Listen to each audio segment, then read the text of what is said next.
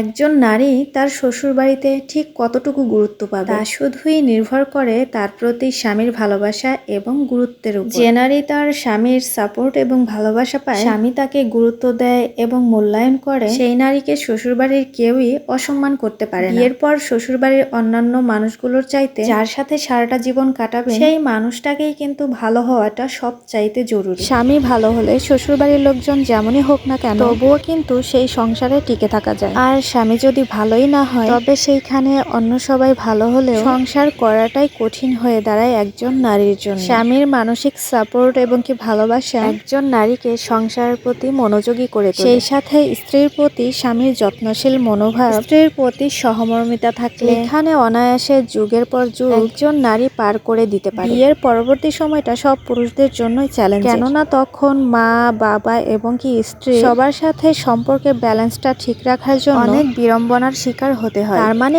এই নয় যে এক পক্ষকে খুশি করতে গিয়ে অপর পক্ষের সাথে সম্পর্কে টানাপোড়েন ঘটনা ঘটে যাবে। মা বাবার সাথে কৃতজ্ঞতাবোধ থাকার পাশাপাশি তার স্ত্রীর প্রতিও কৃতজ্ঞতাবোধ থাকতে হয়। মা বাবার কথা মতো স্ত্রীকে কিংবা স্ত্রীর কথা মতো মা বাবাকে কখনোই কষ্ট দেওয়া ঠিক নয়। আপনার স্ত্রীকে ঠিক ততটুকুই গুরুত্ব দিন যতটুকু গুরুত্ব পেলে সে নিজেকে আপনার বাড়িতে কখনোই অসহায় মনে করবে না। শ্বশুর বাড়ির সব পরিস্থিতিতে সবাইকে আপন করে নিতে তাকে ভরসা দিন, তাকে সবার প্রতি আত্মবিশ্বাসী হতে সহায়তা করুন। তাহলেই দেখবেন যে একটি সংসারে সুখে শান্তিতে ভর। সংসারে কোনো অশান্তি কিংবা কোনো ঝামেলা না চাইলে একজন পুরুষই পারে সেই সংসারটাকে ঠিকভাবে চালিয়ে নিতে। একজন সঠিক এবং ভালো পুরুষকে দেখবেন তার সবটুকু দিয়ে তার পরিবারকে সুখে রাখার চেষ্টা করে। নিজের জন্য 100 টাকা খরচ করার আগে শতবার ভাবে। এদিকে দেখবেন যে পরিবারের জন্য দামি দামি খাবার আর দামি পোশাকটা কিনতে কখনোই পিছুপা হয়। এবার আসি নারীদের কথায়। এত কিছু করার পরেও কিন্তু একজন পুরুষ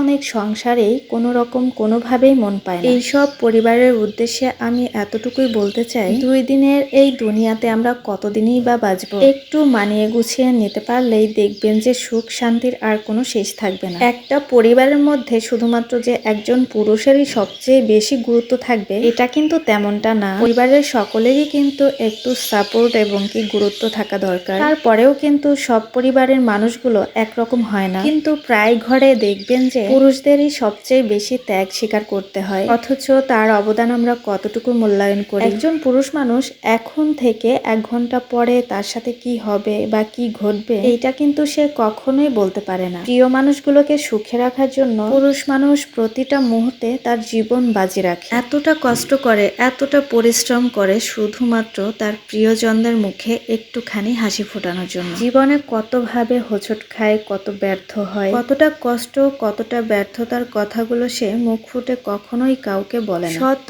ব্যর্থতার মাঝেও কিন্তু তার প্রিয় মানুষটার সামনে এসে ঠিকই হেসে কথা বলে। এটাই হচ্ছে পুরুষ জাতির বাস্তব জীবন। কথাগুলো ভালো লেগে থাকলে অবশ্যই লাইক, কমেন্ট, শেয়ার দিয়ে পাশে থাকবেন। সবাই ভালো থাকবেন, সুস্থ থাকবেন। আল্লাহ হাফেজ। আসসালামু আলাইকুম।